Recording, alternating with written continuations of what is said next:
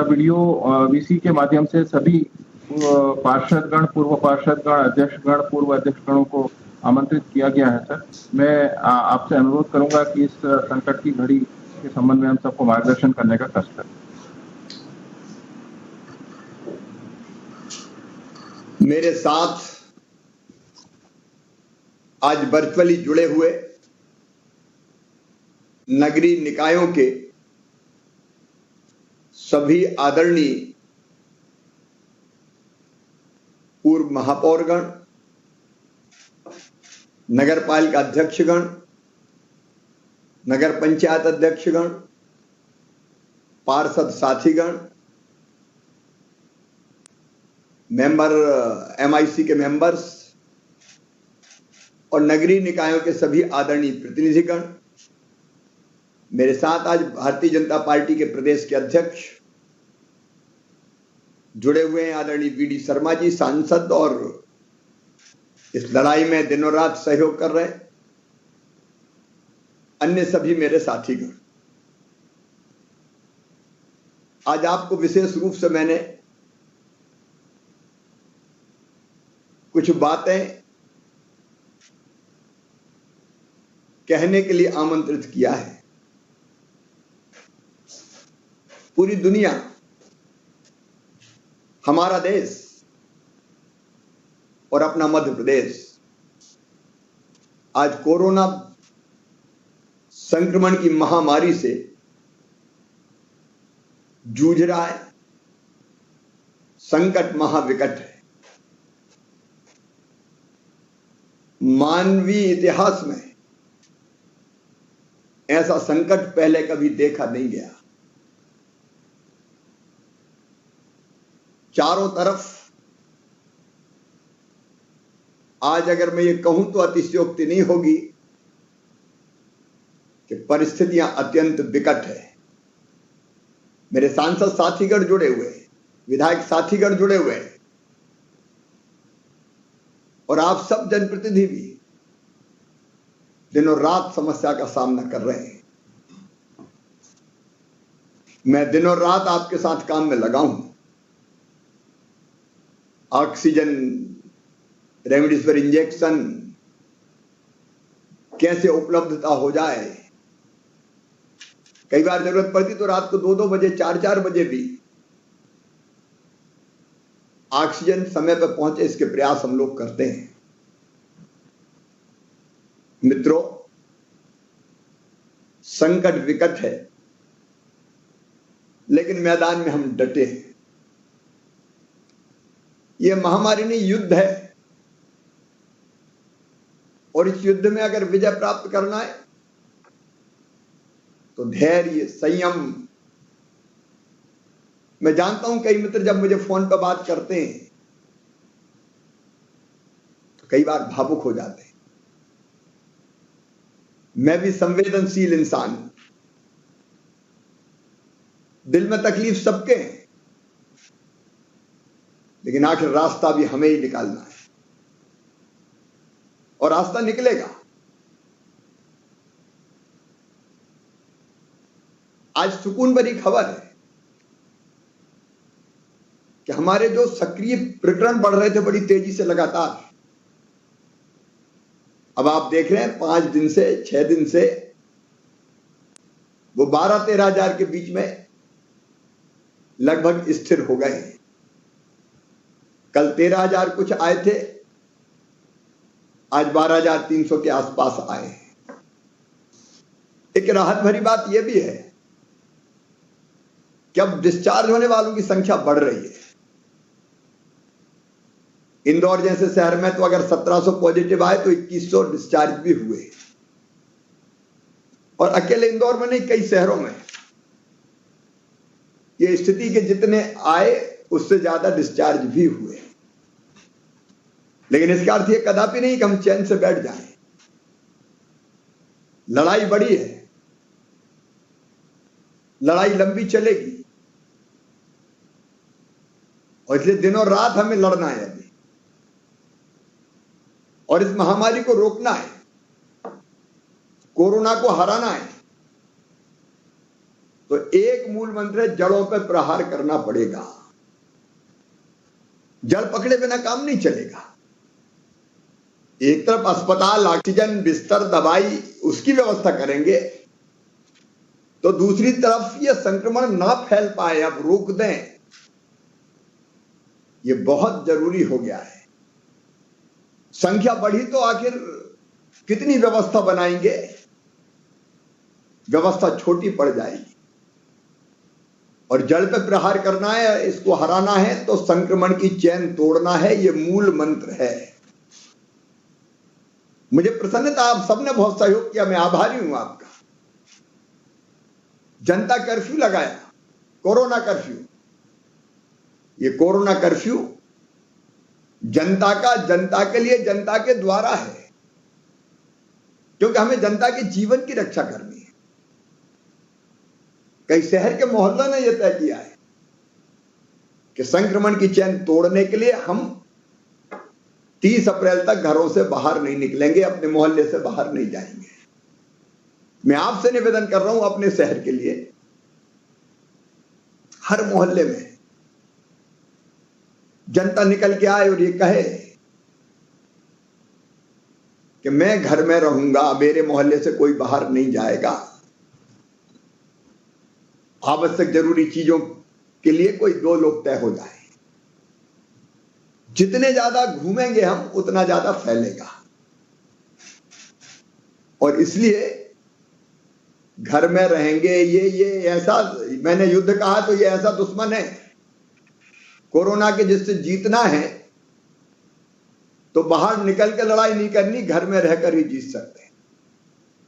तो एक आप सबसे सहयोग की अपेक्षा कि 30 अप्रैल तक लोग घरों में रहे, अत्यंत आवश्यक काम है तो ही बाहर निकले, लेकिन जिंदगी से आवश्यक तो कोई काम है ही नहीं। और दूसरी चीज जो आपसे सहयोग चाहिए, आप कर रहे हैं, मैं आभारी हूं, वो ये है कि अगर हमारे मोहल्ले में, हमारे शहर में, हमारी कॉलोनी में सर्दी, जुकाम, बुखार है, बिना देर किए टेस्ट करवाएंगे। एक व्यवस्था में मैं आपका सहयोग चाहता हूं।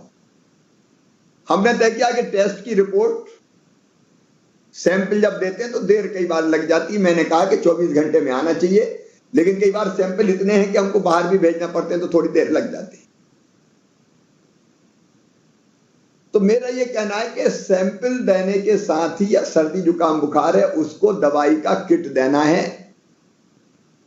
ये नगर निगम, नगर पालिका, नगर पंचायतें व्यवस्था करेगी। अपन देर ना करें, संक्रमण फैलने ही ना दें। लक्षण है तो दवाई शुरू कर दो, उसके कोई बहुत साइड इफेक्ट नहीं है। और कई जगह उन्होंने शुरू कर दिया है। भोपाल में वो जगह जगह कोरोना जागरण का अभियान चला रहे और कह दिया कि सर्दी जुकाम खांसी बुखार है तो ये दवाई लो, सैंपल दो, टेस्ट आएगा तब फिर और बाकी इलाज की व्यवस्था हो जाएगी। तो इसमें देर नहीं करना है ताकि संक्रमण बढ़ ना पाए। और दूसरी चीज, सैंपल देने के बाद भी या लक्षणों के बाद भी कई लोग बाहर घूमते रहते हैं, वो एक तरह से स्प्रेडर है, घूम रहे हैं और फैला रहे हैं। उनको घूमने नहीं देना, उनको आग्रह करना है कि वो होम आइसोलेट हो जाएं। और घर में अगर जगह नहीं है तो मेरा आप सबसे निवेदन है, उनसे ये कहिए कि कोविड केयर सेंटर में आ जाएं। आप कोविड केयर सेंटर की व्यवस्था देखें, वहां दवाई, चाय, नाश्ता, भोजन, उसके बेहतर प्रबंध करने के हमने निर्देश दिए हैं। आवश्यक धनराशि की व्यवस्था कर दी गई है। जरूरत होगी तो हम और करेंगे, उसकी चिंता मत कीजिए। लेकिन कोविड केयर सेंटर आपका अच्छा बने, स्वच्छता और सफाई रहे, अब इंदौर ने तो एक बड़ा अभिनव प्रयास प्रारंभ किया, राधा स्वामी सत्संग व्यास, वो एक उदाहरण बनेगा। वो कोविड केयर सेंटर ये ऐसा कि लोग सोचेंगे कि चलो यहां रह के काम चल जाएगा। तो बाकी जगह के कोविड केयर सेंटर भी, भोपाल में भी कई लोग आगे आ रहे हैं, स्वयंसेवी संस्थाएं। आप भी प्रयास कीजिए कि स्वयंसेवी संस्थाएं आगे आए और ऐसे कोविड केयर सेंटर में मदद करें जिसमें सरकार और समाज मिलकर चलाए, तो कोविड केयर सेंटर बेहतर हो। और होम आइसोलेशन की घर में जगह नहीं है या सामान्य लक्षण है, माइल्ड इंफेक्शन है, तो एकदम अस्पताल में भर्ती करने की जरूरत नहीं है, कोविड केयर सेंटर में काम चल जाएगा। ये दो चीजें, एक होम आइसोलेशन, और होम आइसोलेशन में कोविड कमांड और कंट्रोल सेंटर से 2 बार फोन जाने की व्यवस्था की है कि उनका हालचाल पूछें, उनको एडवाइज भी करें, सलाह दें उनको क्या करना चाहिए क्या नहीं करना चाहिए। और यह भी कहा है कि यदि जरूरत पड़े तो फिर कोविड केयर सेंटर में ले जाने की व्यवस्था या फिर अस्पताल का बैकअप प्लान। हालांकि कई जगह से बहुत उत्साहजनक खबर यह है कि होम आइसोलेशन में ही लोग ठीक हो रहे हैं, अस्पताल की जरूरत नहीं पड़ रही। अगर हम होम आइसोलेशन में ठीक कर लेते हैं, कोविड केयर सेंटर में ठीक कर लेते हैं, तो अस्पतालों पे जो बोझ आ रहा है वो कम होगा। और जो वास्तव में ऐसे पेशेंट हैं जिनको हॉस्पिटल की जरूरत है, उनको हम भर्ती कर पाएंगे। और अस्पतालों में भी कई जगह बहुत अच्छे प्रयोग हुए हैं। अब खंडवा में उन्होंने प्रयोग किया, ये खंडवा, बुरहानपुर, छिंदवाड़ा ऐसे उदाहरण हैं कि यहां भयानक संक्रमण था, लेकिन आज संक्रमण की दर पूरी तरह से नियंत्रित है। ऑक्सीजन की व्यवस्था सबसे बड़ी चुनौती है आज। मैं आपके सामने कह रहा हूं, आपके साथ मिलकर मैं दिनों रात ऑक्सीजन की आपूर्ति के लिए जूझ रहा हूं। और मुझे आपसे बताने में संकोच नहीं कि रात भर सोते नहीं, हर घंटे बात करनी पड़ती, कहां टैंकर पहुंचा, कहां निकला कि नहीं निकला, भरा कि नहीं भरा, कौन से नगर में रुक गया, कौन से राज्य में रुक गया। वो एक कठिन लड़ाई है, अब पूरा देश उसको लड़ रहा है। मैं उसके लिए किसी को शिकायत नहीं करता। भारत सरकार ने हमको, प्रधानमंत्री जी का मैं आभार प्रकट करता हूं, आवंटित की है, लेकिन लाना भी एक चुनौती है। तो ऑक्सीजन कैसे, ऑक्सीजन का बेहतर प्रयोग हो। खंडवा जैसे शहरों ने प्रयास किया तो ऑक्सीजन की खपत कम हो गई, अनावश्यक ऑक्सीजन ना लगे, आपूर्ति के प्रयास करते रहेंगे। अब हमारे पास बिस्तर की समस्या नहीं, कई बिस्तर बना दें, लेकिन ऑक्सीजन बेड बनाने में दिक्कत जब तक ऑक्सीजन की आपूर्ति नहीं बढ़ती तब तक है। तो वो हम लगातार कोशिश कर रहे हैं, लेकिन जब जरूरत पड़े तब ऑक्सीजन बेड, और जितनी मात्रा में जरूरत हो उतनी ऑक्सीजन। हालांकि ये डॉक्टर तय करता है।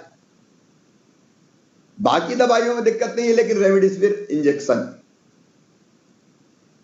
अब लगातार हम कोशिश कर रहे हैं, अलग अलग कंपनियों से बात करते हैं, सरकार से बात करते हैं। आपूर्ति होती है तो हमने तय किया कि हेलीकॉप्टर हवाई जहाज से भेजो ताकि देर ना लगे, लेकिन उसका उपयोग भी तब हो जब डॉक्टर एडवाइज करे। कई विशेषज्ञों ने कहा कि हर परिस्थिति में लगाना जरूरी नहीं, लेकिन कई बार ऐसा एक मानसिकता बन गई कि जरा कुछ हुआ और इंजेक्शन की मांग होती है।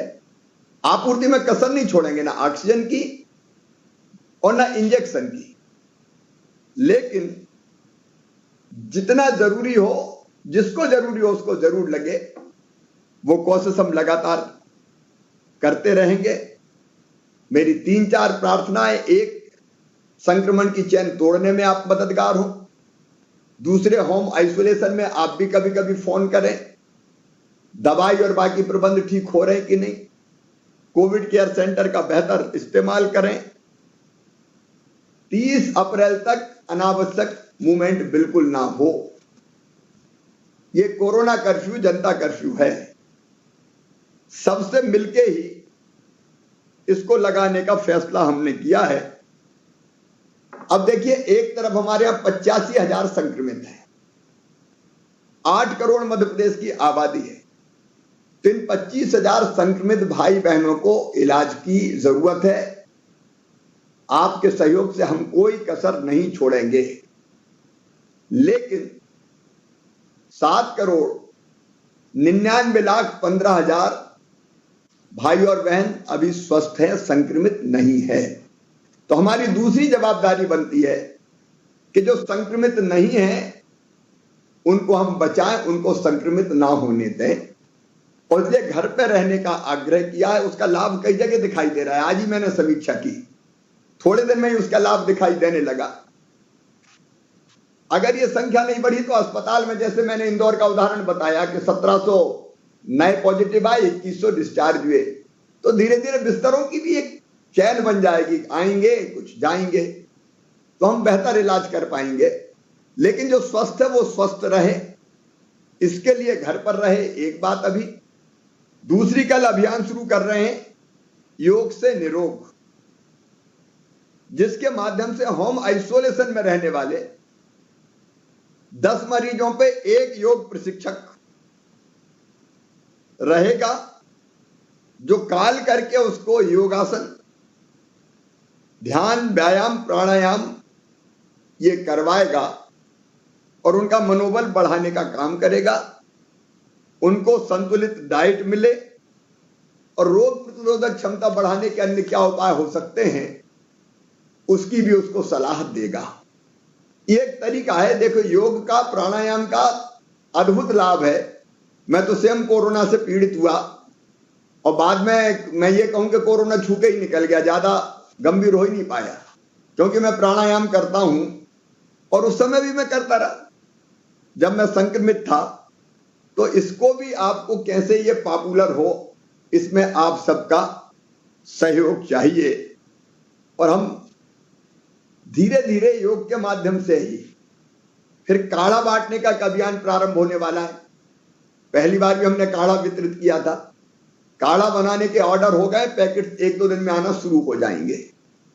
तो हमको रोग प्रतिरोधक क्षमता बढ़ाने वाली चीजें और उनका वितरण वो ठीक से हो जाए, लोग ग्रहण कर ले, वो भी सुनिश्चित करना पड़ेगा। एक ब्रोशर बना के, पैम्फलेट बना के आपके पास भेजा जा रहा है, जिसमें वो क्या क्या करें, मैं उसके डिटेल में नहीं जा रहा।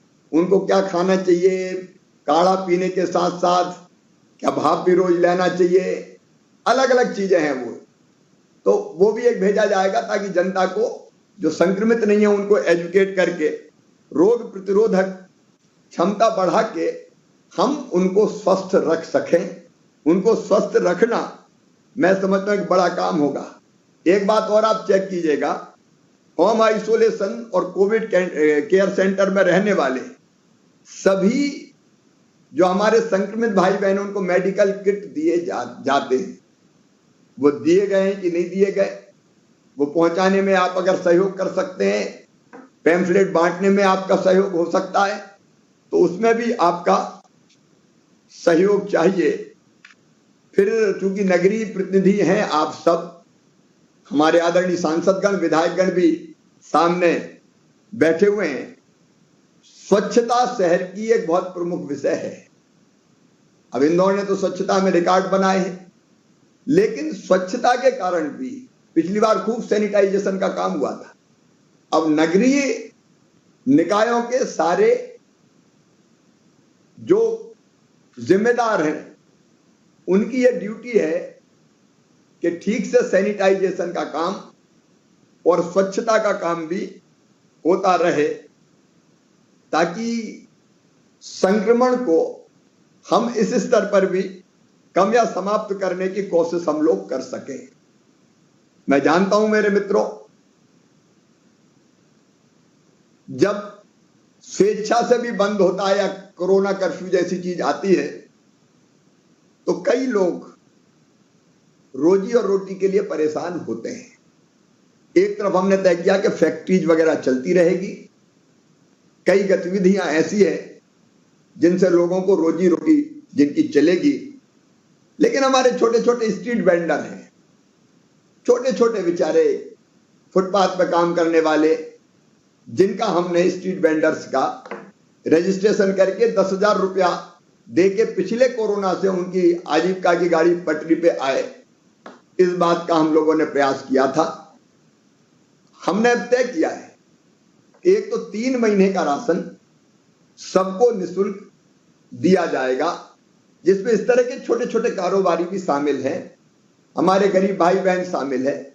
लेकिन इसके साथ साथ हम ये भी तय कर रहे हैं कि तत्काल 1,000 रुपए तो जो स्ट्रीट वेंडर है उनके खाते में हम डालने की व्यवस्था कर देंगे। इसके बाद और अगर आवश्यकता पड़ेगी तो वो चिंता ना करें, वो अपने जान की चिंता करें, जहान हम लोग बचा लेंगे। उसके लिए और आवश्यक जितनी व्यवस्थाओं की आवश्यकता होगी वो भी हम करेंगे। ये तो इसलिए कि तत्काल किसी दिक्कत में न आए, तत्काल उनका काम चल जाए। मित्रों, एक और अपील मैं करना चाहता हूं, उसमें सक्रिय सहयोग चाहिए, और वो है वैज्ञानिक रूप से यह प्रमाणित हुआ है कि टीकाकरण जिसका हो गया, दोनों टीके जिसको लग गए, 99% उनको कोविड हुआ ही नहीं है, कोरोना नहीं हुआ, संक्रमित नहीं हुए वो। और अगर कोई हो भी गया तो फिर वो रोग प्रतिरोधक क्षमता इतनी बढ़ती है कि उसका कुछ बिगड़ नहीं पाता, वो स्वस्थ होकर निकल आता है। प्रधानमंत्री जी और भारत सरकार को बहुत बहुत धन्यवाद। टीकाकरण का अभियान 45 से ज्यादा उम्र के भाई बहनों के लिए चल रहा है, लेकिन कई जगह उसका प्रतिशत बहुत कम है। तो एक तो आपका सहयोग चाहिए, टीकाकरण के अभियान के लिए आप निकालो लोगों को, जो और व्यवस्थाएं बनानी आवश्यक हो बनवाइए और टीकाकरण करवाइए, ताकि इनको हम सुरक्षित करते रहिए। ये महामारी चलेगी, अभी कोई तारीख नहीं बता सकता कि कब समाप्त होगी। इसलिए वैक्सीनेशन, टीकाकरण ये अत्यंत आवश्यक है। मैं आप सबसे सहयोग की अपील करता हूं, चाहे हमारे सांसद साथियों, विधायक साथियों या नगरीय निकायों के पूर्व हमारे प्रतिनिधि जो जन नेता हैं वो हों, उन सबसे मेरी प्रार्थना है कि ये वैक्सीनेशन के काम में लोगों को निकालें। अपने कार्य क्षेत्र में आप टीकाकरण करवाएं। 1 तारीख से 18 साल से ज्यादा उम्र वाले हमारे नौजवानों को भी टीका लगना है। मध्य प्रदेश ने मैं अपन ने तय किया है, ये टीका भी फ्री में लगाया जाएगा। तो हम टीके प्राप्त करेंगे, वैक्सीन प्राप्त करेंगे और निःशुल्क लगाएंगे। मेरा आपसे आग्रह है कि अभी से आप योजना बनाएं, ताकि 1 तारीख से जब टीकाकरण शुरू हो तो हम एक साथ सबको लगेगा ऐसा नहीं, आप जानते हैं उसकी एक प्रक्रिया है जिससे आप परिचित है। लेकिन जैसे ही नंबर आए वैसे ही टीकाकरण होता चला जाए। लंबे समय के लिए लोगों को बचाना है तो वैक्सीनेशन करवाना ही होगा, और आपसे ज्यादा प्रभावी कोई नहीं है। आपकी बात का वजन है, आपकी अपील का असर है, आपके फॉलोअर्स हैं, इसलिए आप करोगे तो निश्चित तौर पर इस अभियान को गति मिलेगी। एक बात और मैं कहना चाहता हूं कि अभी कोई बड़ी संख्या में प्रवासी मजदूर नहीं आए, लेकिन छोटी संख्या में जरूर आ रहे हैं। विशेषकर ग्रामीण क्षेत्रों में आ रहे हैं, शहरों में कम है। लेकिन अगर शहर में भी हमारे यहां आते हैं तो पिछली बार भी मध्य प्रदेश ने सबकी चिंता करने का काम किया था, पूरे देश में उसकी सराहना हुई थी। इसलिए ऐसे मजदूर अगर कहीं से लौटते हैं या ऐसे मजदूर अगर काम प्राप्त नहीं कर पाते हैं, मैंने निर्देश दिए कि बिना काम का कोई नहीं रहे। विशेषकर ग्रामीण क्षेत्रों में मनरेगा के 21 लाख मजदूर अभी काम कर रहे हैं, लेकिन इनको दीनदयाल रसोई योजना या अन्य माध्यम से भोजन इत्यादि की व्यवस्था हम सब की जिम्मेदारी है। मैं एक बार फिर यह कहना चाहता हूं कि जिस ढंग से आप सक्रिय है वो अभिनंदनीय है, लेकिन संकट बड़ा है, लंबा चल सकता है। हम संक्रमण की चेन तोड़ने की कोशिश कर रहे हैं। मुझे पूरा विश्वास है कि जनता कर्फ्यू, कोरोना कर्फ्यू के बाद अब जो संख्या स्थिर होकर कमी की तरफ जा रही है, अगर हमने ठीक ढंग से इसको कोरोना कर्फ्यू को लागू करवा लिया और लोग घरों में रहे तो बहुत जल्दी सारी चीजें हमारे नियंत्रण में आएगी। ऐसी स्थिति ना बने कि ऑक्सीजन के लिए हाहाकार मचे। व्यवस्था हम सब करेंगे। अभी भी अब यहां से उठने के बाद, आपसे बात करने के बाद ऑक्सीजन की व्यवस्था में लगेंगे, लेकिन संक्रमण कम होगा तो ये चीजें अपने आप कम होती चली जाएंगी। आप सबके सक्रिय सहयोग से मेरा विश्वास है मित्रों कि इस कठिन लड़ाई को, इस युद्ध को हम निश्चित रूप से जीतेंगे। ये रैन अंधेरी बीतेगी, उषा जय मुकुट चढ़ाएगी, पतवार चलाते जाएंगे, मंजिल आएगी आएगी। निश्चित तौर पर हम जीतेंगे, कोरोना हारेगा। और जो हम प्रार्थना करते रहते हैं, अजदोमा सदगमय तमसोमा ज्योतिर्गमय और मृत्योर्मा अमृतम गमय, हम मृत्यु से अमृत की तरफ बढ़ें, इसके लिए आप सबका सहयोग चाहिए। आप सबको बहुत बहुत धन्यवाद।